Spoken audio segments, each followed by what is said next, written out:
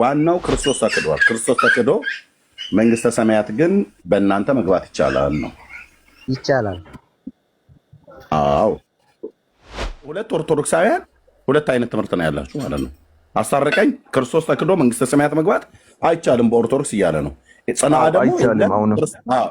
ጸና ደግሞ በኦርቶዶክስ ክርስቶስ ተክዶ መግባት ይቻላል እያለ ነው። ሁለታችሁ ተስማሙ ከኛ ጋር ከማውራት ጽና ቀጥል እና ስለ እመቤታችን እና ስለ ቅዱሳን አዳኝነት እያወራችሁ ነበር።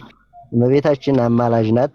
የሰውየም በእመቤታችን አማካኝነት አማላጅ ተማልዶ እመቤታችን አማልዳና ያዳነችው እንጂ ኢየሱስ ክርስቶስን ክዶ አይደለም። ኢየሱስ ክርስቶስን ቢክድ መጀመሪያ ከስላሴ ስላሶችን ተቀብሎ ስላሶችን ተቀበልኩ ብሎ ሰይጣን በስላሴ ስም አይመጣበትም ነበር። ለምን? ኢየሱስን በልቡ ያውቀዋል፣ ያምነዋል። በልቡ ኢየሱስ እያለ ግን በመንገድ መካከል ሲሆን ነው ይሄንን ችግር የተፈጠረ። ሲፈጠር በእመቤታችን ስም በእመቤታችን አማላጅነት ድኗል። ግን እዛው ላይ እኔንም መላእክቶቼንም ጥምቀቴንም ክዳችኋል። የካደ ሰው ልምር አልችልም ብሏል። ከዚህ የምጠይቃችሁ እናንተ ጥምቀቱን ክዳችኋል። በጥምቀቱ ታምናላችሁ? በጥምቀቱ ሳታምኑ ትድናላችሁ? ወደ ጥያቄያችሁ እንገቡ። ይሄንን መጀመሪያ መልሱኝ። ምን እያለ ነው ወንድማችን ጽና? ደግሞ እባካችሁ መጽሐፍቶቻችንን እያወጣችሁ እኛ ላይ ሌላ ጥያቄ አትፍጠሩብን። እኛ ቤት በኦርቶዶክስ ሃይማኖት ሰይጣን ክርስቶስን ቢያስክደን ክርስቶስን ብንክደው በማርያም አማላጅነት እንገባለን እና ከኛ ላይ ያለውን ጥያቄ አንሱና እኛ ወደ እናንተ እንጠይቃችሁ። ክርስቶስ ተክጃለሁ ይላል፣ አንተ ደግሞ ክርስቶስ አልተካደም ትላለህ። የታምረ ማርያሙን ኢየሱስን እንመን ወይስ አንተን እንመን? ያው የታምረ ማርያሙ ኢየሱስ የእናንተ የኦርቶዶክሱ ስለሆነ ማለት ነው። ተክጃለሁ ብሎ ያለውን ኢየሱስን እዛ ታምረ ማርያሙ ላይ ከመላእክት ጋር ክዶኛል፣ ጥምቀቱን ክርስትናውን ንቆ ክዷል። ስለዚህ የዚህን ሰው ኃጢአቱን ለዘላለም አልምረውም ነው ያላት። ለምን? ተክጃለሁ ብሎ ስላለ ማለት ነው። አንተ ደግሞ ክርስቶስን አልካደውም አልክ። ከየት አምጥተህ ነው? መጽሐፉን አንተ አንድ አይት አይደላችሁም። ስለዚህ እንትኑ እሳቱን ከኛ ላይ አንሱና ወደ እናንተ ልመልስ ብሎ የሚባል የለም። እኛን ተጠይቀናል በኋላ ጥምቀት እንደካድንና እንዳልካድን ማለት ነው። ስለዚህ አሁን የታምረ ማርያሙን ጨርሰው እስኪ። እሺ ታምረ ማርያሙን እታች ጀምረህ እያነበብከው ስታመጣ ይሄ ሰው ይሄን ሊሰራ የቻለው ምን እያደረገ ምን ብሎ ነው? መጀመሪያ ታምረ ማርያም እታች አንብብልኝ። ምንም ያድርግ እኔ ምን ሰራ ምን አልሰራ አይደለም፣ ሙሉን ነው ያነበብነው እኛ መጽሐፉ እጃችን ላይ አለ። ምንም ያድርግ ምን እየሰራ ነው ምን እያደረገ ነው አይደለም። ዋናው ክርስቶስ ተክዷል። ክርስቶስ ተክዶ መንግስተ ሰማያት ግን በእናንተ መግባት ይቻላል ነው። ስለዚህ ክርስቶስ ተክዷል፣ አልተካደም። ይቻላል። አዎ አሁን ትክክለኛ የኦርቶዶክስ መልክ ታየ ማለት ነው። ክርስቶስ ተክዶ መንግስተ ሰማያት መግባት ይቻላል። 630 ሰማችሁ? በኦርቶዶክስ ሚዩት አድርገው ድማቸው ሚዩት አድርገው አይደለም። እሺ ሚዩት አድርገው። ሁለታችንን የምናወራው ደርብ አታወራ፣ በኋላ እንሰጥሃለን። የተለየ ሀሳብ የምትለው ነገር ካለ በመሀል ላይ ከነገርከኝ እሰጥሃለሁ። ማነህ አስታረቀኝ ነው አስታረቀኝ። ኦርቶዶክስ ነህ አይደል? የተለየ ሀሳብ አለህ? አይደለም። አሁን እሱ እያለ ያለው ልክ አይደለም። በዚህ ሰዓት አንተ ኦርቶዶክስ ነህ አንተ? ኦርቶዶክስ ነኝ። ኦኬ እሺ፣ ቴንክ ዩ።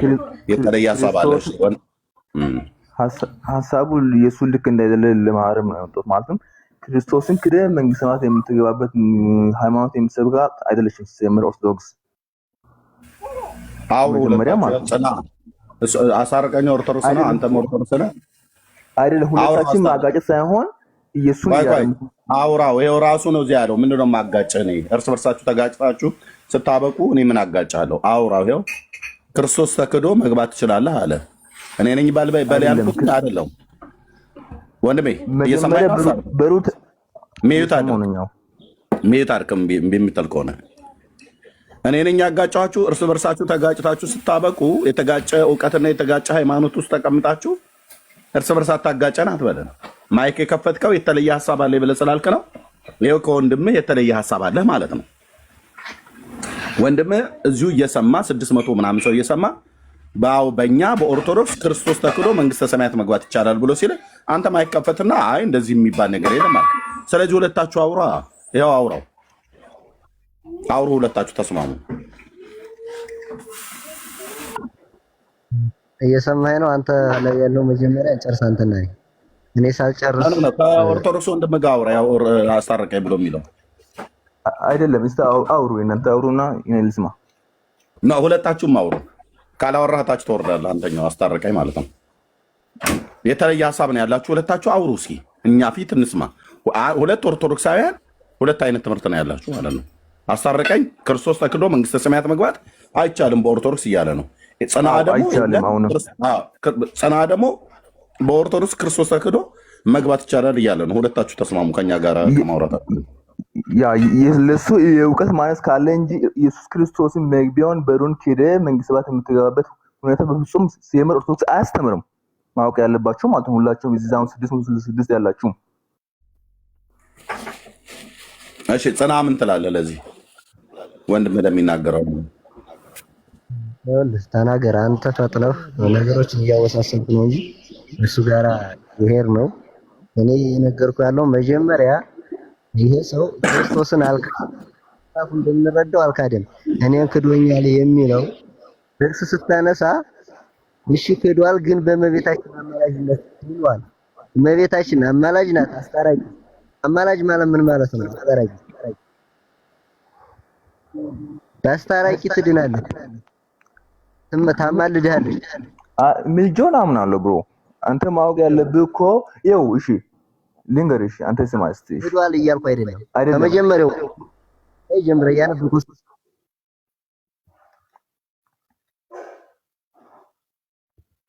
ማነህ? አንተ ታወራለህ ነው? አውራ አንተ እስቲ ልስማ። አንተ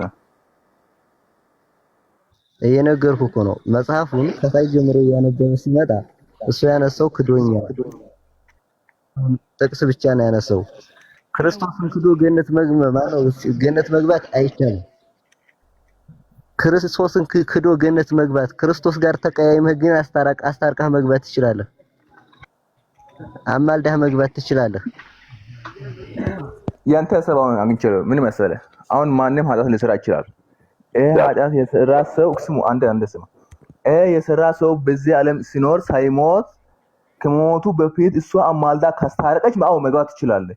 ግን እሷ ካላስታረቀች በፊት አንተ ከክርስቶስ ጋር በጥላቻ እየኖርክ ወን ክደ እሱን መንግስተ ሰማያት የምትገባበት ሁኔታ እንደሌለ ማወቅ አለብህ አንተ። ከዚያ ሰለኔ ከሆነ ንገረኝ እስቲ። እኔም እኮ እየተናገርኩ ያለሁት ይሄንን ነው። አዎ እኮ እንደዚህ በላቸው እንጂ አንተ ምንድን ነው ያልከው? ክርስቶስን ክዶ እኮ መግባት ይቻላል እያልክ እኮ ነው። ክርስቶስን ክዶ ማንም መግባት አይችልም። ከሞት በፊት እሷ ከሱ ጋር ካስታረቀች መግባት ትችላለህ። ማለትም ተታርቃል ከሱ ጋር። አንዴ ሶሪ አስታረቀኝ። የኢትዮጵያ ኦርቶዶክስ እንደዚህ አትልም ስላልክ፣ ለምሳሌ አንድ ኃጢአተኛ በዳይ ጌታን የካደ ሰው በማርያም ምልጃ ጌታን ክዶ ያው ሲኦል የገባ ሰው በማርያም ምልጃ ከሲኦል መውጣት አይችልም። ኢትዮጵያ ኦርቶዶክስ እንደዛ ብላ አታስተምርም። እሺ አታስተምርም። ማስረጃ አሳይሃለሁ። አሁን አታስተምርም ብሏል። በድፍረት እንደምታስተምር አሳይሃለሁ። ጽና። አንድ ሰው ጌታ ክርስቶስ ኢየሱስን ክዶ ሲኦል ቢገባ በማርያም ምልጃ ከሲኦል መውጣት ይችላል ወይስ አይችልም? ጌታ ኢየሱስ ክርስቶስን ክዶ ሲኦል ቢገባ ፈርዶበት ሲኦል ቢገባ ማርያም ለምና ከሲኦል ታወጣዋለች ወይስ አታወጣው? መጀመሪያ በሷ አማላጅነት ያምናል አያምንም? እኮ የሷን አማላጅነት አምኖ ዝክሯንም አድርጎ ሊሆን ይችላል ምናምን፣ ብቻ እሷ ለምና ታስወጣዋለች ከሲኦል ወይስ አታስወጣው? እንግዲህ በሷ አምኗል። እሷን ካመነ ደግሞ ልጇን አላመነምና ታስወጣውም የሚል ሐሳብ ከሆነ ታስወጣዋለች። አንድ ስሙ እሺ መጀመሪያ ከበቱ የተነሳ ቆይ አንተ መልሳል። ቆይ እሱ ብሩክ አንተም ስማ አንተ እኮ መልሳል። አንተ ቆይ የምታስተካክለው ካለት አይደለም እኮ እሱ ጨርሳ አንድ ሐሳቡን እንስማው፣ የሱን ሐሳብ እንስማው። እንሰማለን፣ ችግር የለም። አንተ ስማ አንተማ አሁን ከበቱ የተነሳ ጥያቄ አለ መጀመሪያ ለውይይት የተደረገ ሀሳብ አለና ምንም በቃ አንዴ አታስተምርም ስላልክ ወደዛ ወደዚህ አትበል። በቃ አንዴ ሚውት አድርገው። ሀሳብ ልትቀይር ከሆነ መቀየር ትችላለህ። ተናግረህ ግን የቤት ውርስ ላይ ነው እየተወራ ያለው። ጽናሁን ሰው ክርስቶስ ኢየሱስ ተክዶ ወደ ሲኦል ከተገባ በኋላ በማርያም ምልጃ ከሲኦል ይወጣል ነው ያለን። ከተሳሳትኩኝ ታርመኛለህ። እሺ ጽና ትክክል ነኝ አይደል? ምንድን ነው ያልከው? አንተን አይደለም ወዳጅ ጽናን ነው እየጠየቅኩ ያለሁት። ሰው በክርስቶስ ኢየሱስን ክዶ ሲኦል እንዲገባ ቢፈረድበት በማርያም ምልጃ ማርያምን አምኖ ቢሞት ያ ሰውዬ ከሲኦል ይወጣል ብለሃል አይደል ጽና? ማለት በኢየሱስ ሳያምን ኢየሱስንማ ክዷል አልኩህ። በቃ ኢየሱስን ክዶ ሃይማኖቱን ክዶ ሲኦል ቢገባ በማርያም ምልጃ ከሲኦል ይወጣል ወይስ አይወጣም? አይወጣም። ማርያም ከሲኦል አታስወጣው ለምና? አዎ እመቤታችን በምድር እያለ እሷን የሚያውቃት ከሆነ እና አምላኩንም ፊት የሚያውቅ ከሆነ በተመሳሳይ ሰዓት የሚከዳ ከሆነ እሷን ማልዳ ልታድነው ትችላለች። ፊት አምላኩን የሚያውቅ ከሆነ አምላኩንም ፊት የሚያውቅ አሁን እኮ ግልጽ እኮ ነው የምልህ እየነገርኩህ ያለሁት። ኦርቶዶክሳዊ ነው ሰውየው። ከዛ ካደ ጌታን ማለት ነው። ኢየሱስን ካደና ሲኦል ገባ። እሷን ደግሞ ተስፋ አድርጓል እንደምታድነው ወይ ደግሞ እንደምታማልደው ሲዘክር ነበር ምናምን። ለምና ታስወጣዋለች ከሲኦል ወይስ አታስወጣው? መጀመሪያ በሱ የሚያምን ከሆነ ታስወጣዋለች። ከካደም በኋላ ታስወጣዋለች ማለት ነው። በኋላ እሱን ከካደ በኋላ ታስወጣዋለች። በሱ ፊት የሚያምን ከሆነ ማለት ነው እኮ። እሱንማ ክዷል እኮ ቀድሞ ያምን ነበር፣ ክዷል፣ ታስወጣዋለች ብሏል። እሺ አስታረቀኝ። የምትለውጠው ሐሳብ አለ ካንተ?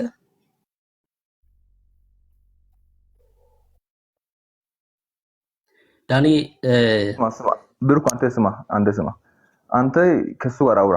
እኔ በዚህ ሰዓት ዝም ማለት ፈልጋለሁ። ማለትም አንተ ምን ብለሃል? አንተ የምትቀይረው ሐሳብ ካለ ትቀይራለህ። ብሩኬ በማርያም ምልጃ ጌታ አንዴ መጽሐፍ እንድከፍትል።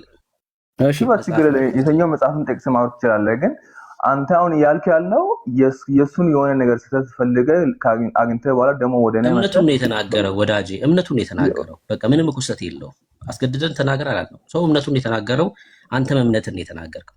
ከዛ ምን አልክ? የኢትዮጵያ ኦርቶዶክስ ኢየሱስ ተክዶ ከሲኦል ማንም አያወጣም፣ ኦርቶዶክስ እንደዛ ብላ አታስተምርም ስላልክ ጽና የተናገረውን ከመጽሐፋችሁ ላይ ያሳያችኋለሁ። ጽናም እንደዛ አላለም። ማወቅ ያለብህ ማለት ነው። አንተ በቃ ላስወርድ አይደለም፣ ስለ ጽና አይደለም። ማይክ እንዳትከፍት እሺ፣ ማይክ እንዳትከፍት።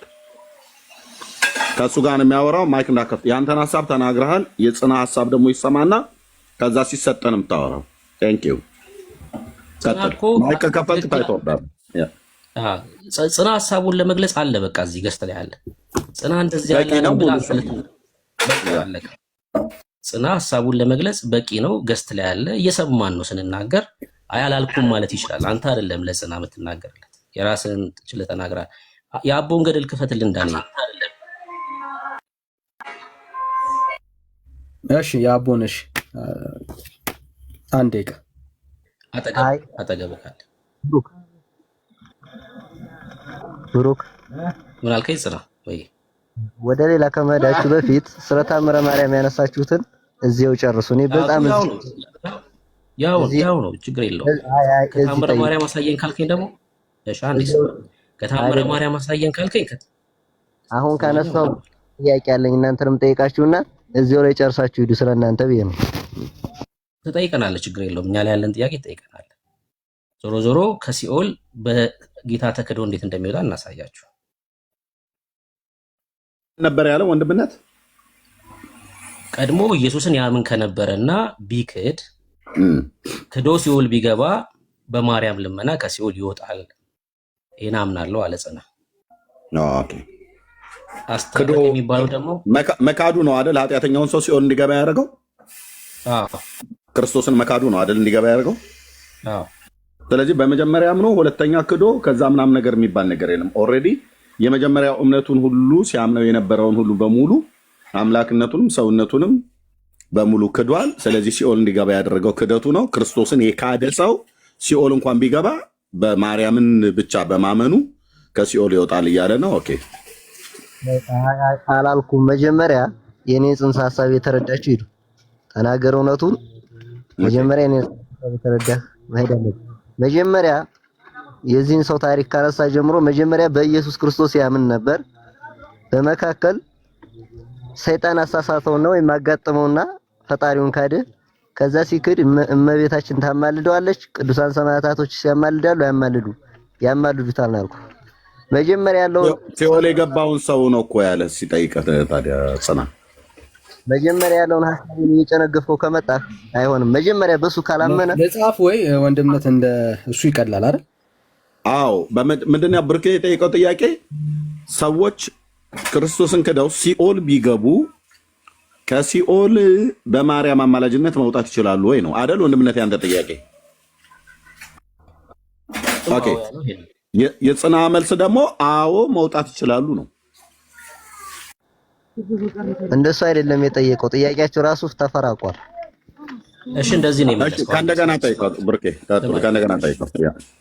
እሺ ቀድሞ ኦርቶዶክስ ከነበረ አይደል መልስክ? ክርስቲያን ገድሉን አንብቡት፣ መጀመሪያ አንብቡት ገድሉን። እንደዛ ከማለታችሁ ይሄ ሰውዬ ምን አይነት ሰው ነው ባካችሁ? እስኪ ሚዩት አድርግና ቁጭ በል ውረድታች። መጀመሪያ ኦርቶዶክስ ከነበረ ከዛ ኢየሱስን ቢክደው ኦርቶዶክስ ከነበረ እና በማርያም ተስፋ ቢያደርግ ማርያምን ታማልዳለች ብሎ ቢያምን ከሲኦል ታወጣዋለች አልክ። ትክክል ነው።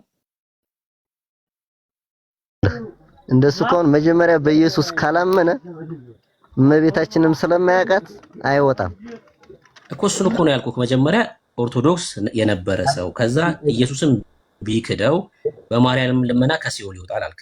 እንደዛ ነው አይደል ያልከው? አዎ መጀመሪያ በኢየሱስ የሚያምን ከሆነ በመካከል ላይ ሰይጣን ቢያሳስተውና ፈጣሪውን ቢክድ መብርሃን አማላጅ አድነዋለች። በቃ እሱን ያልከው ከሲኦል በእሷ ምልጃ ይወጣል ነው ያለው። በቃ ይሄን ነው ያለው። እሺ እሱን ነው የምናሳይክ። በቃ አስታረቅ የሚባለው ደግሞ እንደዚህ አይነት ኦርቶዶክሳዊ ትምህርት የለም ነው ያለው። አሁን ለሁለቱም ነው መልስ። እሱ አይወጣም፣ አስታረቀኝ አይወጣም፣ ኦርቶዶክስም እንደዚህ አታስተምርም ስላለ ለሁለቱም ነው መጽሐፉ የምናሳየው ማለት ነው። እሺ የአቡር ሁለት መጽሐፍ ነው የምናሳየው። ታዲያ እኮ እኛ እኮ ማሳየት የለብንም ወንድምነት። አሁን ጽንዓ ነው ማምጣት ያለበት መልሱም ማለት ነው ከመጽሐፍ ቅዱስ። አዎ ከእግዚአብሔር ቃል ማለት ነው። ግን የጽንዓ እምነት የኦርቶዶክስ እምነት ነው። አዎ አስታረቀኝም ያለው አይ ቤተክርስቲያን እንደዚህ አታስተምርም ብሏል። ለአስታረቀኝ ነው አንተ ማሳየት ያለብህ። አሁን ግን ጽንዓ ነው ማሳየት ያለበት። ለምን ክርስቶስ ተክዶ በኦርቶዶክስ ሰው ሲኦል ቢገባ ማርያምን እስካልካደ ድረስ በማርያም አማላጅነት ከሲኦል ይወጣል ብሎ ካለ፣ ስለዚህ ከመጽሐፍ ቅዱስ ዋቢ አድርጎ ሊያሳየን ይገባል ማለት ነው። ጥቅስ ጠቅሶ ወይ ደግሞ ከቤተክርስቲያኒቱ መጽሐፍት ሙሉ ጭምር ማለት ነው። ላስታረቀኝ ነው አንተ መመለስ ያለብህ ወንድምነት። አስታረቀኝ ግን ቤተክርስቲያን እንዲህ አይነት ትምህርት የላትም ብሎ ስላለ ገድሉንም ታምሩንም በኋላ ማሳየት ያለብህ አይመስልም ወንድምነት? ስለዚህ ጽንዓ አሁን ሰው ክርስቶስን ክዶ ሲኦል እንኳን ቢገባ ማርያም ከዛ እንደምታወጣው የሚያሳየውን የመጽሐፍ ቅዱስ ክፍል ወይ የቤተክርስቲያኒቱ መጽሐፍ አሳየ። ጽንዓ ማለት ነው። ቀጥሉ። አመሰግናለሁ። የመጽሐፍ ቅዱስ ክፍል አላሳያችሁም።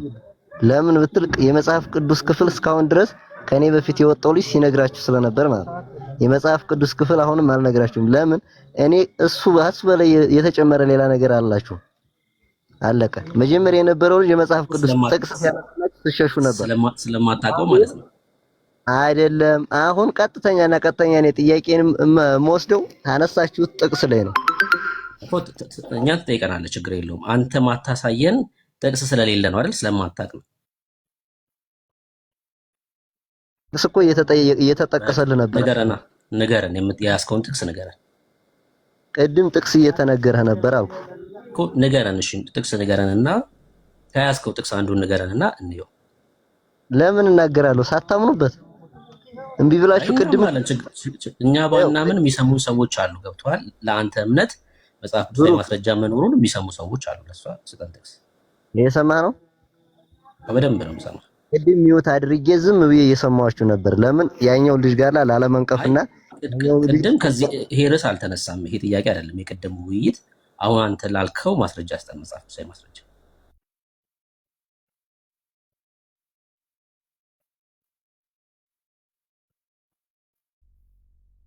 ጽና። እሺ ጽና ወረደ እኮ አዎ አልሰጣችሁም ማለት ለምን? የለም የለም። አዎ የመጽሐፍ ቅዱስ ክፍል የለም። this is orthodox። አስታረቀኝን አውራ አሁን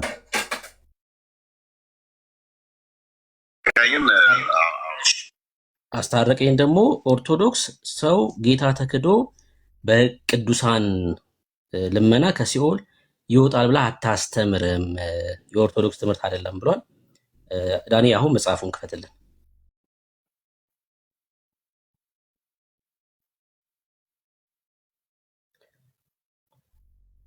እሺ ማንን ልክፈትልን? እሱ አሁን ያስከውን አሳታሚውን አሳይና ሁለተኛውን ተአምር ክፈትና አንብብልን።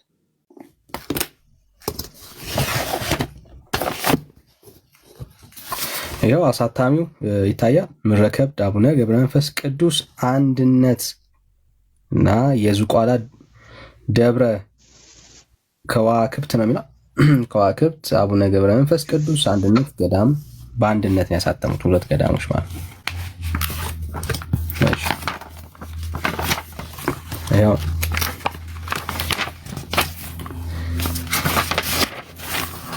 እሺ ሁለተኛው ተአምር ነው ያልከው? ሁለተኛው ተአምር ከእንትኖቹ በኋላ ማለት ነው።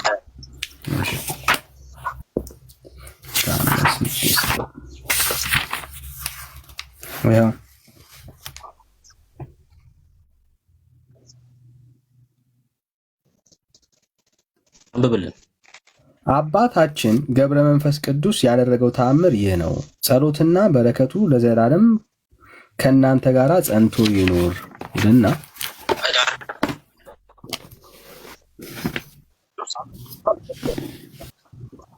ሐሰትን የሚያደርግ ዝሙትን የሚያበዛ የሚያስጠነቁል ብዙ ስር የሚያደርግ አንድ ኃጢአተኛ መነኩሴ ነበረ። ከዕለታት በአንደኛው ቀን ንዑድ ክቡር የሚሆን የአባታችሁን ገብረ መንፈስ ቅዱስ ገድል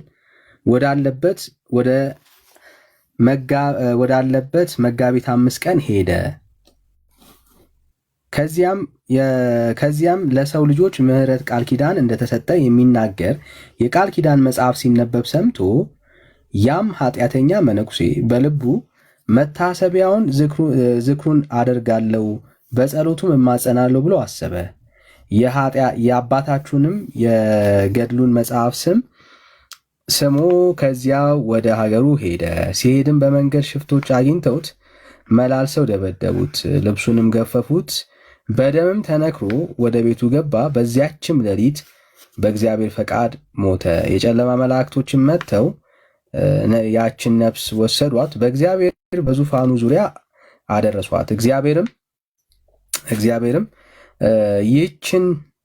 ይህችን ነፍስ ወደ ሲኦል ውሰዷት አለ። ከስራዋ ክፋት የተነሳ በዚህ ልትቀመጥ አይገባትም፣ ጽኑ ስቃይ ወዳለበት ወደ ሲኦል ውሰዷት፣ ወደ ሲኦል ጣሏት አላቸው። ያን ጊዜም የጨለማ መላእክት ያችን ነፍስ ይዘዋት ሄዱ ይላል። ልቀጥል። ከዚህ በኋላ ነው ዋናው። እሺ አባታችሁም ገብረ መንፈስ ቅዱስ ይህንን ነገር በልቡ አውቆ ከብርሃን ቤቱ ተነስቶ በእግዚአብሔር ዙፋን ፊት ሰገደ። ጌታ ሆይ ቃል ለምን ይታበያል አለ። ሰማይና ምድር በቃል ኪዳን ጸንተው ይኖራሉ። አቤቱ ጌታ ሆይ የሰጠኝን ቃል ኪዳን አትርሳ አለው።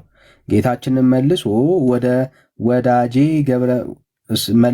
ገብረ መንፈስ ቅዱስ ምን ዋሸው አለው። አባታችሁም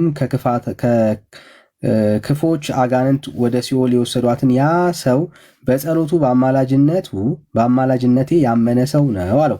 መታሰቢያውንም አደርጋለሁ ብለዋል። ሞቱም በበዓሌ ቀን ነው አለው። ጌታችንም የዚያን ሰው ኃጢአት ስለበዛ ዝም አለ።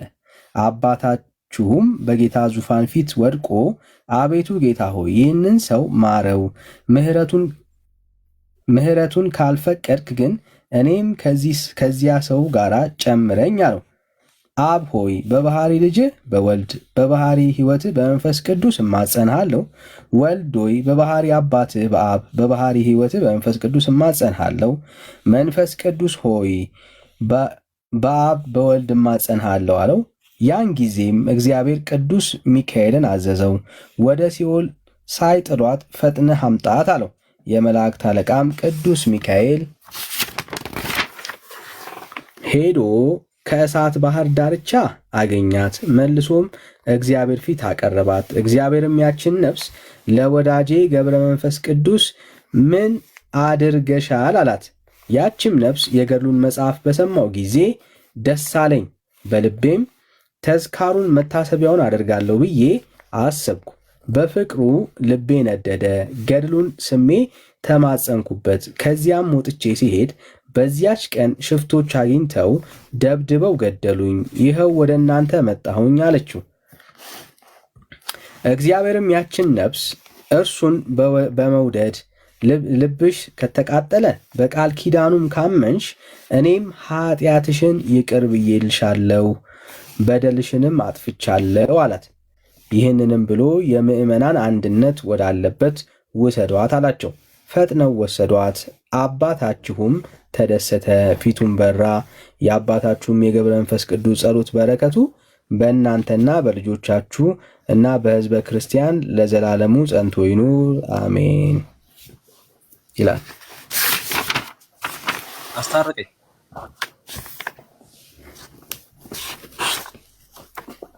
ይሰማል ወዳጅ? ይሰማል። የኢትዮጵያ ኦርቶዶክስ አንድ ሰው ጌታ ተክዶ በቅዱሳን ምልጃ በማርያምም ሊሆን ይችላል ከሲኦል ይወጣል ብላ አታስተምርም አልክ። ይሄ ለአንተ አይደለም አንድ ጥያቄ አይደለም። ቆይ ይሄንም ስመኛ መጀመሪያ የወጣ ልጅ አለ። ጥያቄን ስማ። ምኑን ነው ጥያቄን ሰምተህ እኮ ነው የምታወራው። ቅድም ብለሃል፣ አሁን ጥያቄን ተቀበል። ይሄ መለኩሴ ሰውዬ ስራ የሚያደርግ የሚያስጠነቁል ሰው ነው። በኢትዮጵያ ኦርቶዶክስ አንድ ጠንቋይ ጋር መሄድና የሚጠነቁል ሰው በክርስቶስ ያምናል ይባላል ወይስ ክዷል ይባላል? መልስ።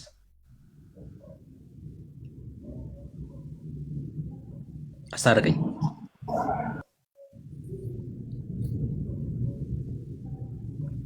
አንሚዩት አድርግና መልስ። ጠንቋይ እኮ አይልም፣ ጠንቋይ አይልም። ማይሎን አትበል። ጠንቋይ እንዴ ናት የሚዩት አድርገው። እድል ሲሰጥ ደግሞ ታወራለህ። ጠንቋይ የሚል የለም፣ እውነቱን ተናገር። እሺ ጠንቋይ የሚል የለም ማለት በቃ ስናወራ ታያለህ። እሺ ቆይ ብሩክ አንተ ስማ እንደ ጥያቄ ያወራሁት ለአንተ አይደለም። ሲያመር ጥያቄ አይደለም። ቆይ ያው እኔ ይስመኛል። ጥያቄ ያወራሁት ለአንተ አይደለም። መጀመሪያ ያወጣ ልጅ አለ። ለዚህ ልጅ ነው ያወራሁት እንጂ ለአንተ አይደለም። ደግሞ በዚህ ያወራ ያለው አንዴ ኢየሱስ ክርስቶስ አዳኝነት ነው ያወራ ያለው። እዚህ በዚህ እንቀጥል እንጂ አሁን ያወራክ ያለውን ሐሳብን ደግሞ ወደ ሌላ ሐሳብ ትገባለህ። ጎበዜ ስማኝ። አይደለም እኮ መጀመሪያ ያለውን ሐሳብ ማውራት እኮ ስማ። አወራክ እኮ ታዲያ እኔን አሰማም እንዴ? ዝም ብለህ የምታወራው በጣም አይደለም እኮ አንተ መስማት አለብህ። በቃ እኮ ሰማሁ። ከአንዴ ስማ። የኢትዮጵያ ኦርቶዶክስ አልከኝ። አንድ ሰው ጌታ ተክዶ ከሲኦል በቅዱሳን ልመና ይወጣል ብላ አታስተምርም ብለሃል ወይስ አላልክም? ላንተ አይደለም ብዬለው፣ ግን ላንተ አይደለም ያልኩት እኔ ጠይቄሃል። በቃ ለማንም በል በቃ ሲጀምር ነው ማውራት ያለባችሁ። እኔ መጀመሪያ እንደገባው መጀመሪያ እየገባ ያለው እንደምትጠይቁ ነው የምትጠይቁት። ታችረድ በጣም ነው የሚያሻው። ለአንተ አይደለም ብሎ አለ እኮ አየው። አንተ ነው የጠየቀው ሁለቱንም። ጽናንም አንተ ነው የጠየቀው። አዎ ጽናንም አንተ ነው የጠየቀው። አስታረቀኛውን የተባለውን አንተ ነው የጠየቀው። አሁን ከጥቂት ደቂቃዎች በፊት የተናገረውን ነው የዋሸው። የጠየቀው ለሁለቱም ነው። አንድ ጥያቄ የተጠየቀው ቅዱሳን ክርስቶስን ማን ነው ሰዎች ክርስቶስን ክደው ሲኦል ቢገቡ በእናንተ በኦርቶዶክስ በቅዱሳን ወይ ደግሞ በማርያም አምነው ከሲኦል መውጣት ይችላሉ አደል ብሎ ሲለው አይ እንዲህ አይነት ትምህርት ቤተክርስቲያን አታስተምርም አለ። አስታረቀኝ። ጽና ደግሞ ይወጣሉ አለ እና ቆንጅዬ ውሸታም ነው ማለት ነው። ቆንጅዬ ውሸታም። ቴንክ ዩ። ስለዚህ ጨርሰናል ማለት ባይዞይ ቆይ እሰጥሃለሁ። ያንተ ነው። ቴንክ ዩ በትዕግስት ስለጠበቀን ያንተ ነው። አሁን ወደ አንተ ነው መጣው። ዲሜጥሮስ ወንድምነት አንዴ ወደ ማዶ ላይ ተሻገር። ባይዞይ የኦርቶዶክስ ቅዱሳን የተባሉቱ ምን ያህል ደፋሮች እንደሆኑ ላሳያችሁ። ወንድምነት ዳንኤ መጽሐፉን ወደሚቀጥለው ገጽ ወደ ማዶ ወደ ፊት ለፊት ወዳለው ነው ሳትገለብጠው ወደ ማዶ በዛው ሳትገለብጠው እሱ ጋር ዞር አድርገው አሁን ሙሉ አድርገው። አዎ እዚህ ጋር ይኸውላችሁ በኦርቶዶክስ ተዋሕዶ ቤተክርስቲያን ቅዱሳን የሚባሉቱ ወንድሞች እናቶች እዚህ ያላችሁ የምትሰሙ በጣም ደፋሮች ሲበዛ ብልግና ቃል ይናገራሉ በየገድላቸው። እነዛ ሰዎቹ ናቸው የተናገሩት ወይስ ቤተክርስቲያኒቱ ናት እንደዚህ አይነት ብልግና የምጽፈው? እዩ ዓለሚ ቁጥር 5 አባታቸው ገብረ መንፈስ ቅዱስም እኛ አባታችን ብለን ስለማንጠራው ማለት ነው ይህንን ነገር በልቡ አውቆ ይላል። ያንን ኃጢአተኛ ሰው ወደ ሲኦል ሊወስደው ሲል በልቡ አውቆ ከብርሃን ቤቱ ተነስቶ በእግዚአብሔር ዙፋን ፊት ሰገደ። ብልግና የኦርቶዶክስን ብልግና ቀጥሎ ጌታ ሆይ አለ። ሚዩት አድርግ ካልሆነ እታች እንደ በረሮ ትንጠባጠብና ትሰማለህ። እታች አሁን ዲሜጥሮስ ነው የሚያወራው። ከዛ ይሄ ላይን አንበሳ ያለው አለ። ከዛ ናቲ ከተረጋጋ ታወራለህ። ካልሆነስ እታች ወርደህ ታፕታፕ ታደርጋለህ። የተሳደብክ ነው። ኦኬ ስለዚህ ታች ትወርዳለህ ማለት ነው። እንደ በረሮ ማለት ይሄ ማለት ነው። እዚህ ቤት ደግመህ አትገባም። እድሉ ሲሰጥ ነው መሳደብ አትችልም እንኳን ማለት ያለብን። ብልግናዋ የቤተ ክርስቲያኒቱን ብልግና በደንብ ማሳየት ስላለብን ማለት ነው። ኦኬ ጌታ ሆይ አለ። ማን ነው ባዩ? አቦ የተባለው ማለት ነው። ጌታ ሆይ አለው። ከብርሃን ቤቱ ተነሳና ወደ ጌታ ዙፋን ፊት መጣና ጌታ ሆይ አለው። በስላሴ መንበር ፊት ማለት ነው። ቃልህ ለምን ይታበላል አለ። ምን ማለት ነው? ቃልህ ይታበላል ማለት ቀጣፊ ነህ እኮ እግዚአብሔር፣ ትዋሻለህ እኮ እግዚአብሔር። ለምንድን ነው የምትዋሸው እግዚአብሔር? ለምንድን ነው እንደዚህ ሰው ላይ እየዋሸህ ውሸትን የምትቀጥለው አለው። መታበል ማለት መዋሸት ማለት ነው። ለምን ትዋሻለህ? ውሸታም ነህ እግዚአብሔር አለው። ቃልህ ለምን ይታበላል? ሰማይና ምድር በቃል ኪዳንህ ጸንተው ይኖራሉ። አቤቱ ጌታ ሆይ የሰጠኸኝ ቃል ኪዳን አትርሳ አለው። ረሳኸው እኮ ዋሸህ፣ ረስተሃል። እግዚአብሔር ሲረሳ ይታያል። አትርሳ አለው ይላል። ኦኬ ውሸታም ነው ብሎ መናገሩን ማን የተናገረው? ቁጥር 6 ወንድምነት ሙሉ አርግላቸው፣ ስክሪንሾትም አድርገው የያዙት መጽሐፉን። ጌታችንን መልሶ ቁጥር 6 ይታያቸዋል። ትንሽ ታጋ አድርገው ሰው እንዲያዩ። ቁጥር 6 ጌታችንን መልሶ ልብ በሉ አቦ እዛ የተሰመረው ጋር ከላይ ጌታ ሆይ ቃል ለምን ይታበላል ብሎ ማለቱ ለምንድን ነው የምትዋሸው? ቅጥፈት አይሰለችህም ወይ? መዋሸት አይሰለችህም ወይ? አይነት ማለት ነው። ከሰው ጋር እንደሚነጋገር ጌታችንን መልሶ ወዳጄ ገብረ መንፈስ ቅዱስ ምን ዋሸው አለው። ዋሽታኛል እኮ ብሎ ስላለው ነው ምን ዋሸው ያለው። ምን ዋሸው? ዋሽተሃል እንጂ እንዴ ቃልህ ታብሏል። ምን ዋሸው? አይ ውሸታምማ ውሸታም ነህ፣ የለየልህ ውሸታም ነህ እግዚአብሔር እያለው ማለት ነው። ለዚህ ነው የኦርቶዶክስ ጻድቃን የሚባሉ የተረገሙ ናቸው። አምላኬን እንደዚህ ነው የሚሳደቡት። እኔ ደግሞ እነዚህ ይቅርታ አድርጉልኝ እነዚህ አይነትን ቆሻሻ ጽሑፍና ቆሻሻ ጻድቅ ነው የተባለ ሰው ልቀበለው አልችልም። እግዚአብሔርን በፍጥረተ ዓለም ታሪክ ውሸታም ብሎ ያለ ጻድቅ ነኝ ብሎ የሚል ሰው ማንም የለም። ቃል ኪዳኑን ቢፈጽምልህ ባይፈጽምልህ ውሸታም አይደለም። ሊዋሽ አይችልም። እግዚአብሔር ሰው አይደለም፣ ሊዋሽ አይችልም።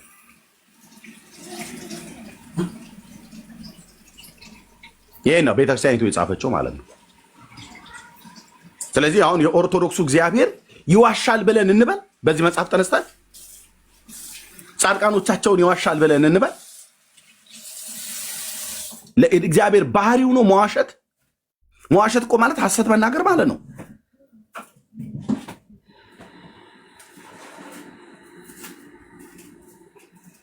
ስለዚህ ከሲኦል እንዴት አዳነው ተብሎ እንደተባለ እዩ። ከዛ ባለፈ በከመ ይቤ መጽሐፍ ማእከለ ፈጣሪ ወፍጡራን ብሎ የሚል አለ። ዲያቆን ወይ ካህን የሆነ ሰው ካለ ከኔ ጋር ያወራል። እሱ ላይ ሀጣንን ከሲኦል እንደሚወጡ እዛ ክፍል ላይ በማርያም ስም ይናገራል ማለት ነው። ከፈለግን አንድ ማዕት መረጃ እንዘረግፋለን። ቴንኪው። ዲሜጥሮስ መቀጠል ይችላል። የእሱ ተራ ስለሆነ ማለት ነው። ቴንኪው ወንድምነት ዳኒ ያውራው። ዲሜጥሮስ እሺ እሺ ጥያቄ ትጠይቀኛለህ ወይስ እኔ ለሀሳቤ ልናገር? አይ ጥያቄ ተነስቶ ነበርና የተነሳውን ሀሳብ ላይ እየተወራ ነው ያለው። ምናልባት ብሩኬ ሲመለስ ትቀጥላለና አለ። ብሩኬ ተመልሳል? ገብቶኛል። እሺ ይሄው ገብቶኛል። ገብቷል። እሺ ከገባህ ቀጥሉ። እሺ ገድሉ ላይ ያው ስለ እግዚአብሔር ውሸታምነት የሚያወራ ነገር የለም። የእናንተን ግን ውሸታምነት እንዴት እንደማረጋግጥ ላሳያችሁ። ቆይ ታሳየናል። ችግር የለም ታሳየናል። አንድ መጀመሪያ ጥያቄ ልጠይቅና ከዛ ስለ ጌታ ውሸታምነት አያወራም ነው ያለው። አንዳችሁ ተናገሯ። ለምንድን ነው በመሃል መገቡት? አልገባንም። ወዳጅ ሚውት አድርገው። በኢትዮጵያ ኦርቶዶክስ ጌታ ተክዶ በጻድቃን ምልጃ ከሲኦል ይወጣል? እንደ አስተምሮ ከሆነ እንደ ኢትዮጵያ ኦርቶዶክስ አስተምሮ ከሆነ በአስተምሮ ደረጃ በእግዚአብሔር የማያምን ሰው እግዚአብሔርን የካደ ሰው ገነትም ወይም ደግሞ ከእግዚአብሔር ጋር ሊኖር አይችልም። የግልጽ ነው በአስተምሮ ደረጃ ማለት ነው። እሺ ያ ማለት በኢትዮጵያ ኦርቶዶክስ አንድ ሰው ከሲኦል በጻድቃን ልመና መውጣት አይችልም ማለት ነው። በኢትዮጵያ ኦርቶዶክስ አስተምሮ በኢትዮጵያ ኦርቶዶክስ አስተምሮ አንድ ሰው በጻድቃን ልመና ከሲኦል አይወጣም እያልከኝ ነው? በጻድቃን ልመና ሳይሆን ከሲኦል የሚወጣው በእግዚአብሔር ፍርድ ነው። ጻድቃን ቢጠይቁ እንኳን በእግዚአብሔር ፍርድ ነው። አንተ ጥያቄ አይደለም እሱ። የኔ ጥያቄ ጻድቃን ለምነውልህ ከሲኦል ያወጡሃል ወይስ አያወጡም? በኢትዮጵያ ኦርቶዶክስ ነው። ጻድቃን ቢለምኑልኝ እንኳን እግዚአብሔር አምላክ ካልፈቀደ ማንም ከሲኦል አይወጣም ነው እያልኩ። በጻድቃን ልመና ከሲኦል በኢትዮጵያ ኦርቶዶክስ ማንም አይወጣም። በጣም ጥሩ። በጻድቃን ልመና ሳይሆን በእግዚአብሔር ፍርድ ነው። ሰው ሲኦልም ሆነ ገነት የሚገባው በእግዚአብሔር ፍርድ ነው። በጻድቃን ልመናና በጻድቃን ጸሎት ልመና ይደርሳል እንጂ እግዚአብሔር ጋር ተቀባይነት ካላገኘ በቃ ሪጀክት ከተደረገ ማንም ከሲኦልም ሆነ ከገነት ሪጀክት ተደረገ አልተደረገ አይደለም። በጻድቃን ልመና እግዚአብሔር ተቀብሏቸውስ በኢትዮጵያ ኦርቶዶክስ አስተምሮ እግዚአብሔር ቢቀበላቸው ጻድቃን መተው ስለዛች ኦኬ ልመልስልህ ነው። መች ጨረስኩ? ልመልስልህ አልጨረስኩም። ጥያቄ ጻድቃን ለምነው እግዚአብሔር ተቀብሏቸው የጻድቃኑን ልመና ከሲኦል በኢትዮጵያ ኦርቶዶክስ ይወጣል ወይስ አይወጣም? እግዚአብሔር ከተቀበላቸው ይወጣል። እግዚአብሔር ከፈረደ ምን ማድረግ ይቻላል? እሺ በጣም ጥሩ። ሰው ከሲኦል መውጣት ይቻላል። አሁን ወደ ገድሉ እና እግዚአብሔር ፈርዶ ይችላል። እሺ እንደዚህ እናደርግ። መጀመሪያ ወደ ገድሉ ከመሄዳችን በፊት በጻድቃን ልመና ከሲኦል መውጣት እንደሚቻል ከእግዚአብሔር ቃል ያሳየኝ። መጀመሪያ በጻድቃን ልመና እግዚአብሔር ተቀብሏቸው ከሲኦል መውጣት እንደሚችሉ ሰዎች የሚያሳይ መጽሐፍ ቅዱሳዊ ማስረጃ። በእግዚአብሔር ማለት ሰዎች ወደ እግዚአብሔር ደርሰው የሰዎች የጻድቃን ልመና ወደ እግዚአብሔር ደርሶ ማለት ነው። የጻድቃን ልመና ወደ እግዚአብሔር ደርሶ የሚጠቅስ ጥቅስ ልንገርህ። ለምሳሌ እግዚአብሔር ከቅዱሳን ጋር እንደሚነጋገር ጆሮዎቹም አይኖቹም ከቅዱሳን ጋር እንደሆኑ እናያለን። ያ ማለት ደግሞ ቅዱሳን ጋር ይነጋገራሉ አይደለም ጥያቄ። በቅዱሳን ልመና ሰዎች ከሲኦል እንደሚወጡ የሚያሳይ መጽሐፍ ቅዱሳዊ ማስረጃ ነው ያልኩ። ቃላቶቹ ረገጥ አድርጋቸው እንዳይንጠባጠቡ ባፍ ላይ ድገምልኝ። አንድ ጥያቄ ሆነሽ በጻድቃን ልመና ሰዎች ከሲኦል መውጣት እንደሚችሉ የሚያሳይ መጽሐፍ ቅዱሳዊ ማስረጃ። ይሄንማ እኮ ነገርኩ። በጻድቃን ልመና ሳይሆን ከሲኦል የሚወጡት በእግዚአብሔር ፍርድ ነው አልኩ እኮ። አልከኝ እኮ ሰምቻለሁ። እግዚአብሔር ፈርዶ ነው። ጻድቃን ለምነው እግዚአብሔር ፈርዶ ከሲኦል ይወጣሉ አልከኝ። አዎ ጻድቃን ይለምናሉ ለኃጢአተኛ ሰው፣ ግን እግዚአብሔር አምላክ ይፈር። በጣም ጥሩ። ለሱ ማስረጃ ነው እየጠየኩ ያለሁት። ለዚህ አሁን ላልከው ማስረጃ አስተኝ። ለዚህ ማስረጃ ያስፈልገዋል? ይሄ እኮ ግልጽ እኮ ነው አማርኛው። እግዚአብሔር ይፈርዳል ሰው ነፍስ ላይ እግዚአብሔር ይፈርዳል የሚለው ማለት ሲኦልና ገነት የሚለውን ነገር የሚፈርደው እግዚአብሔር ነው የሚለውን ነገር ማስረጃ ያስፈልጋል? ማስረጃ መጽሐፍ ቅዱሳዊ ማስረጃ። ከሲኦል ለምነው ጻድቃን እግዚአብሔር ፈርዶልን እንደምትወጣ የሚያሳይ መጽሐፍ ቅዱሳዊ ማስረጃ። እኔ እኮ እያልኩ ያለሁት ገብቶሃል? የኔ አማርኛ ገብቶኝ፣ የኔ አማርኛ አልገባህም ወንድሜ። ማስረጃ የጠየኩ ገብቶኝ ነው። እኔ ያልኩ የኔ አማርኛ ከገባህ የሰው ነፍስ ሲኦልና ገነት ዲሜጥሮስ ንግግርህ አልገባኝም ብሎ ቢልህ ነበር። አየህ አማርኛ ያልገባህም ብለህ የምትለው ንግግርህ ስለገባው የገባውን ንግግርህን የተናገርከው ንግግር ስለገባው ይህን የገባኝን ይህን የነገርከኝን መረጃ በመጽሐፍ ቅዱስ ላስደግፍልኝ ነው ብሎ ያለ መረጃ ስጠኝ ነው ያለ። አልገባኝም ንግግርህ ምንም ሊገባኝ አልቻለም፣ እንደገና አጥርተህ ንገረኝ ብሎ ቢልህ ንግግር ያልገባህም ብለህ መልሼ ልናገር ብለህ ትለው ነበር። አየህ አሁን መረጃ ነው የጠየቀ። ንግግር አልገባኝም አላለም። ገብቶታል፣ ገብቶናል፣ በማስረጃ አስደግፈው ነው ያለ እና በማስረጃ አስደግፈው ከመጽሐፍ ቅዱስ ጥቅስ ጠቅሰ ማለት ነው። ቴንክ ዩ። ኦኬ እያላችሁ ያላችሁት እግዚአብሔር አምላክ ፈራጅ መሆኑን የሚጠቅስ ጥቅስ ማለት ነው። ፈራጅ መሆኑን የሚጠቅስ ጥቅስ አላልኩም። እግዚአብሔር ፈራጅ እንደሆነ እናውቃለን። ጥያቄን ድጋሚ ልጠይቅ። ከዚህ በኋላ ማትመልስ ሆነ ሌላ ሰው እንቀበላለን። ጥያቄን በደንብ ስማ። አንድ ሰው ሲኦል ከገባ በኋላ በምንም ምክንያት ሊሆን ይችላል፣ በኃጢአትም በምንም ምክንያት ሲኦል ከገባ በኋላ ቅዱሳን ለዛ ነፍስ ለምነው እግዚአብሔር ፈርዶ ከሲኦል መውጣት ይችላል ወይስ አይወጣም?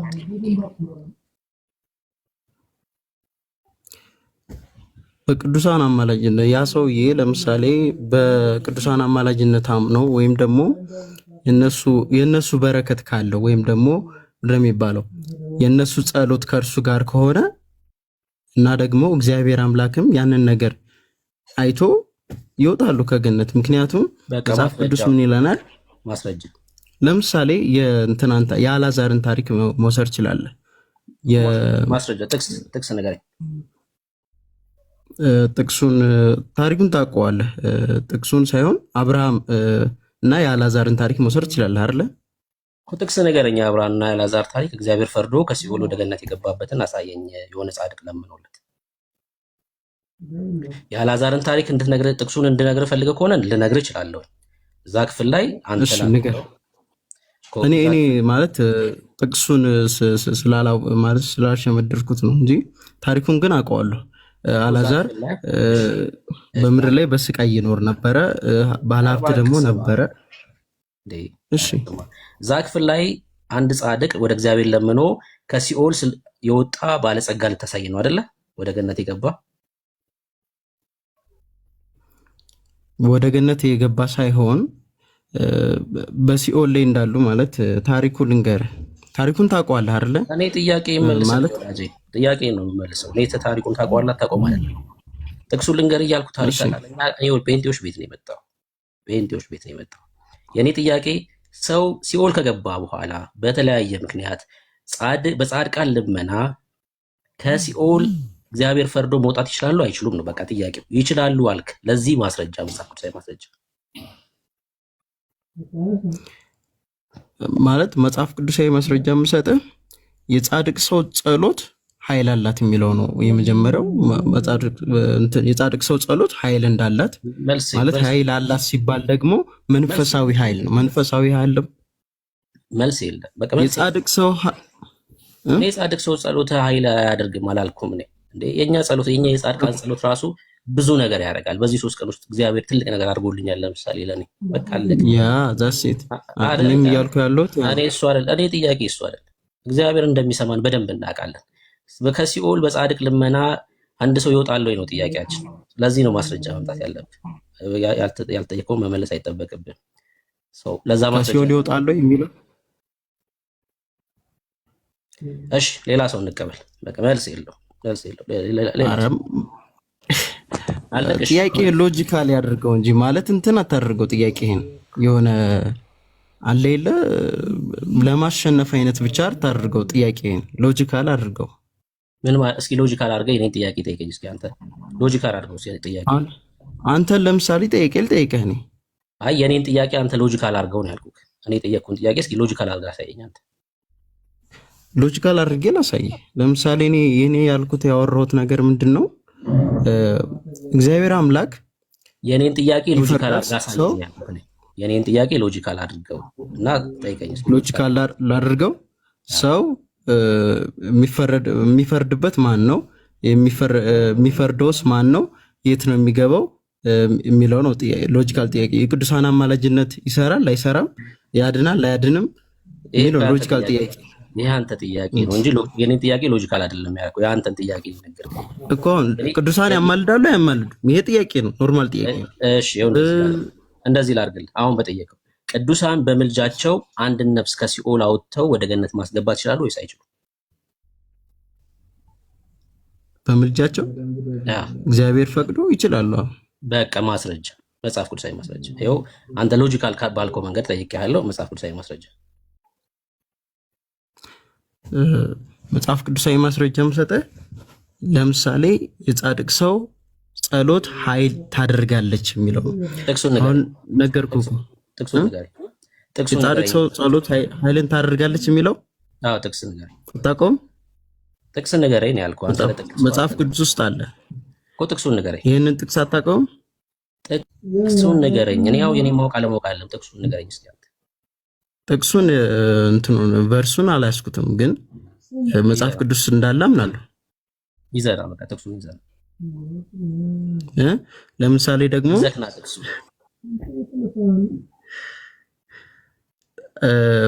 አሁን ማለት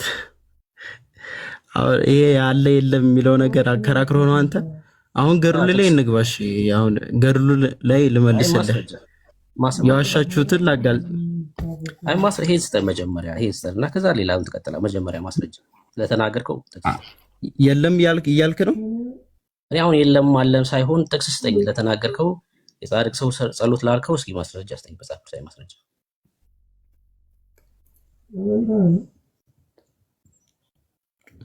ጥሮስ ቢቀርብህ ምን አለበት? አንድ ድንጋይን ወደ ተራራ መግፋት ያህል ነው እየሆነብህ ያለው። ተው መጽሐፍ ቅዱስን አላነበብክም። እንደዛ ማለት እንደዚህ በእርሱን ቁጥሩን የሚያዝ እንትን ስለማይኖረኝ ነው እንጂ በቃ መጽሐፍ ቅዱስን አንብቡ። እኔ አሁን የምተውልህ ለአንተ እናንተን የማሸማቀቅ አይደለም የያዝ ነው። ፕሊዝ ለሌሎቻችሁም ኦርቶዶክሳውያን መጽሐፍ ቅዱስ አንብቡ። አድምጠኝ። አንድም መያዝ አለብህ። አየህ ክርስቲያን ብሎ ዝም ብሎ መፎከር አይደለም። የአምላክን እግዚአብሔርን ቃል አንብበህ አንተ ቆይ አድምጠኝ እባክህ። እኩል አታወራ። ለምሳሌ ሁለተኛ ነገሥት ሁለተኛ ነገሥት አልተጠየቅም ብራዘር። ሁለተኛ ነገሥት ያ የኤልሳ መቃብር ነው የፈረደበት መቃብር። ትወዳላችሁ በቃ ሬሳ እና መቃብር ምናምን ጋር ልትሄድ ማለት ነው።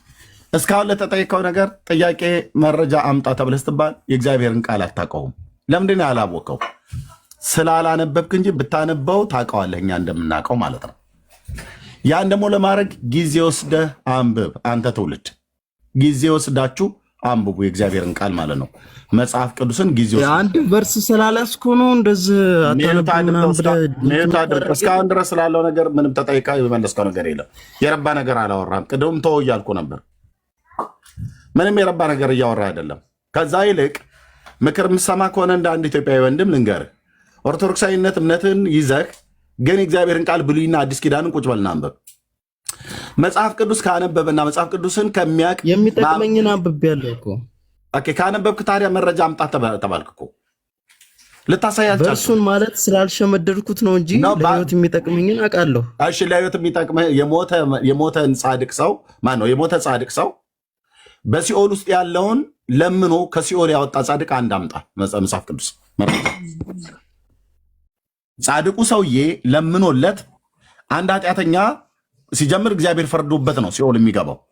ያ ኃጢአተኛ የገባው እግዚአብሔር ፈርዶበት ነው ሲኦል የገባው። ያ እግዚአብሔር ፈርዶበት ሲኦል ካስገባው በኋላ ጻድቁ ሰውዬ ተነስቶ ለምኖለት ከጻድቅ ማነው ከሲኦል ያወጣውን አንድ ከመጽሐፍ ቅዱስ ላይ መረጃ አምጣ ከብሉይ ከአዲስ ማለት እኮ ክሪቲካል ነው። በጣም ከባድ እንትን ነው ተአምር ስለሆነ ተአምር ደግሞ ለሁሉም ሰው የሚሆን አይደለም። ውሸት ብራዘር፣ የምን ውሸት? ቅጥፈት ነው። ተአምሩን እዚሁ ማየት እንችላለን። መረጃ ታመጣለህ? መጽሐፍ ቅዱሳዊ መረጃ አለ? አንብቤ ያለው ብለኛል። መጽሐፍ ቅዱሳዊ መረጃ አለ? ቨርስ አላስቆም። ቨርስ ነው የምጠይቀው እንጂ ታሪክ በቃ የለም። ቨርስ ነው እናንተ ግን የምጠይቀው። ታሪኩን ንገረኝ። ቨርሱን ተው፣ ታሪኩን ንገረኝ። ለምሳሌ የአልዓዛርና የአብርሃምን ታሪክ መውሰድ ትችላለህ። እሺ ምን ሆነ? አልዓዛር በምድር ላይ ምን ሆነ? ታሪኩን ዛጋ ማብራሪያውን ተው። ባጭሩ ጥንፍፍ ስታደርገው ምን ሆነ? አልዓዛር አብርሃምን ለምን? አልዓዛር በምድር አይደለም። አልዓዛር እንደውም አብርሃም ነው አልዓዛርን በእቅፉ ያደረገው ማለት ነው። አልጠየቅኩም። በእቅፉ ነው በጭንቅላቱ ላይ በትከሻው ላይ ነው የተቀመጠው። አልጠየቅኩም። ማን ነው ለማኙ? አብርሃም። ስለዛ አድምጠኝ። ስለ አልዓዛር አብርሃም ጻድቅ አባት ስለ አልዓዛር ወደ እግዚአብሔር ልመና አድርጓል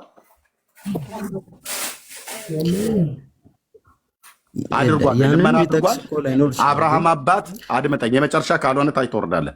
የመጨረሻ አብርሃም አባታችን ብሎ አብርሃም አባቶች ብሎ ካለው በኋላ አብርሃም ስለዛ ኃጢአተኛ ሰው ከሲኦል እንዲወጣ አብርሃም የአልዓዛርን ልመና ሰምቶ አብርሃም ወደ እግዚአብሔር፣ አልዓዛር ወደ አብርሃም ወደ እግዚአብሔር እንደዛ አይነት ልመና አድርጓል። የዛኛው ነፍስ ግን አድርጋ ነበር። የኃጢአተኛው ነፍስ ግን አድርጓል።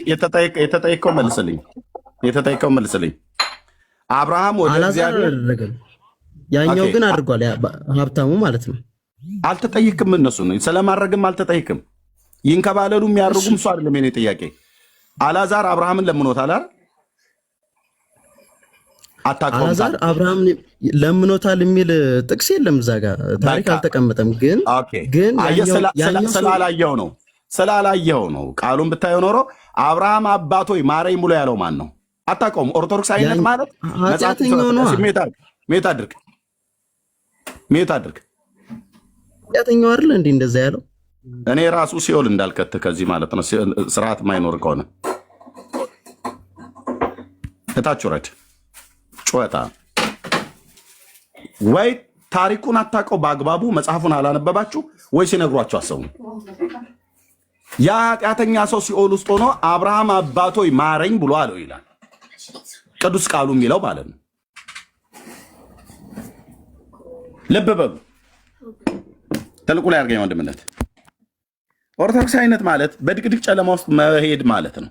ራሳቸውን ጳጳሳቱም እንዳሉት እኛም የምንላቸው ድቅድቅ ጨለማ መሄድ ያስባለው ምኑ ነው? የእግዚአብሔርን ቃል አያነቡም፣ አያውቁም። ወጣቱ ወጥሮ ጫት ላይ ነው የሚውለው። ስድብ ነው፣ እርግማን ነው። ማነሽ እንትና አስጨርሽኝ እያለ ነው የሚውለው። ጎፈሬውን በቫዝሊን ለቅልቆ የሚውለው መጽሐፍ ቅዱስ ያነብ አይደለም። የሚለውን ዩት የእግዚአብሔርን ቃል ወንድሞች እናቶች ሎክ አንብቡ። ስንመክራቸው አይሰሙም። ሉቃስ 16 እንደለመነውና እንዳለመነው እንኳን ራሱ አያውቅም። መጥቶ መጽሐፍ ቅዱስ ካነበበ ማህበረሰብ ጋር ከጴንጤ ጋር ይላተማል። ቀይ ልብስና ቀጭንም የተልባ እግር ልብስ የለበሰ አንድ ባለጠጋ ሰው ነበር። ዕለት ዕለትም እየተመቸው በደስታ ይኖር ነበረ። አልዓዛር የሚባል አንድ ድሃ በቁስል ተወርሶ በደጁ ተኝቶ ነበር።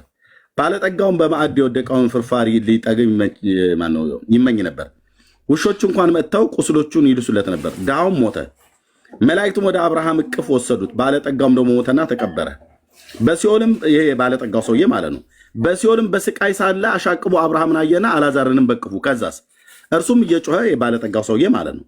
እርሱም እየጮኸ አብርሃም አባቶይ ማረኝ፣ በዚህ ነበልባል እሰቃያለሁ፣ የጣቱን ጫፍ ነክሮ ምላሴ እንዲያበርድልኝ አልዓዛርን ስደድልኝ አለው ይላል። ማረኝ ብሎ የለመነው ማን ነው? ኃጢአተኛው ሰውዬ ማለት ነው። ኦኬ አብርሃምን ማረኝ ብሎ ካለው በኋላ አብርሃም ደግሞ እግዚአብሔር ይህንን ኃጢአተኛ ሰው ማረው ብሎ ልመና ለመነለት? አልለመነለትም። ኃጢአተኛው ሰው ወደ አብርሃም፣ አብርሃም ወደ እግዚአብሔር ለመነ አልለመነም? ከዚህ የተነሳ ከሲኦል ወጣ አልወጣም?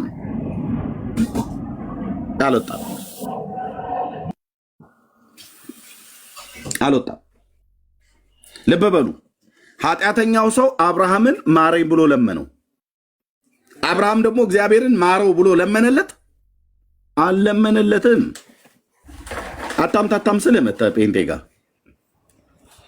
አብርሃም ለዚህ ኃጢአተኛ ሰው ለምኖ ከሲኦል አስወጣው አላስወጣውም? ስለዚህ ጻድቃን ከአብርሃም የበለጠ ጻድቅ ሰው አለ? ማንም የለም። አብርሃም ለምኖ ሰዎችን ከሲኦል ማውጣት ይችላል? አይችልም። አለመቻሉ እንደዚህ ይናገራል። አብርሃም ግን ልጄ ሆይ አንተ በሕይወት ሳለ መልካም እንደተቀበለ አስብ፣ አልዓዛርም እንደዚሁ ክፉ። አሁንም እርሱ በዚህ ይጽናና፣ ለአንተም ትሰቃያለህ። ከዚህም ወደ እናንተ ሊያልፉ የሚፈልጉ እንዳይችሉ ወዲያም ያሉ ወደ እኛ ደግሞ እንዳይሻገሩ በእኛና በእናንተ መካከል ትልቅ ገደል ተደርጓል። 4 ነጥብ።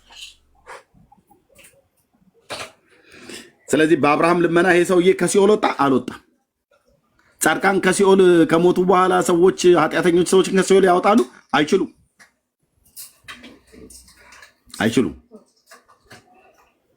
ስለዚህ ማርያም ከሲኦል ታወጣለች ብለህ ብትለው የባልቴት ወሬ ነው። የኦርቶዶክሳውያን የቡና ወሬ ማለት ነው። መጽሐፍ ቅዱሳዊ መረጃ የሌለው ማንንም አውጥታ አታውቅም፣ አታወጣምም።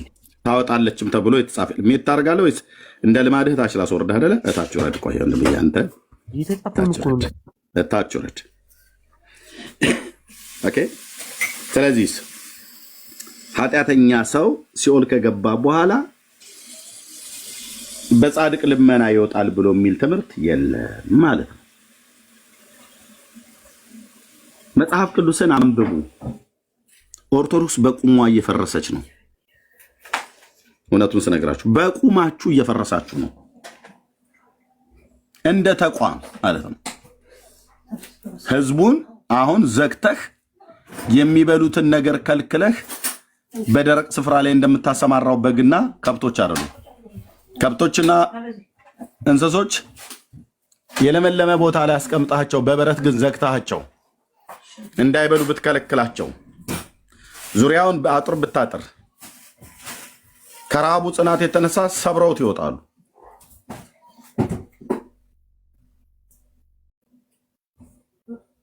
አሁን እንደዛ ነው እየሆነ ያለው። ኦርቶዶክስ ህዝቡን በተረት ዘግታ እስከዛሬ ቆልፋበት ከርችማበት ተቀምጣለች። ከዚህ በኋላ ግን ህዝቡ የእግዚአብሔርን ቃል እያነበበ ይወጣል ማለት ነው። ስለዚህ በከመይቤ መጽሐፍ ማይከለ ፈጣሪ ይወጥሯል ለማይል የተጽጌ የሚባል ነው። ወብክ ይወጹ ሀጣንም ደን እያሉ የሚያዜም ደብተራ ሁሉ ደብተራውም ከንቱ ነው፣ ዜማውም ከንቱ ነው። ተረት ስለሆነ ማለት ነው። በማርያም ምልጃ ከሲኦል የወጣ የለም። በላይ ሰብ የሚባለውም ወንድሞችን እንገራችሁ አዲስ አበባ ውስጥ የተፈበረከ ወይ ኢትዮጵያ ውስጥ የተፈበረከ የኢትዮጵያ አሮጊቶች ወሬ ነው። በላይ ሰብ የሚባል ተፈርዶለት ሚዛን አምጡልኝ ብሎ አለ። ሚካኤል አመጣለት፣ ውሃውን ጠብ አድርጎ አለ። ከዛ 78 ነፍስ አደረገ ምናምን ነገር እና ከነኛ 78 ነፍሳት ይልቅ ውሃው መዘነለት። እመቤታችን ደግሞ እንዲመዝን በሱ በኩል ደግሞ ጠላዋን አረገች፣ እግሩን ጫነችበት፣ ነጠላዋን ወረወረችበት የሚባል ነገር አርቲ ቡርቲ የሆነ ምስራቅ አፍሪካ ላይ የሚዋሽ ውሸት ነው። ቆንጅዬ ተረት እንኳን ብለህ የማትለው ማለት ነው።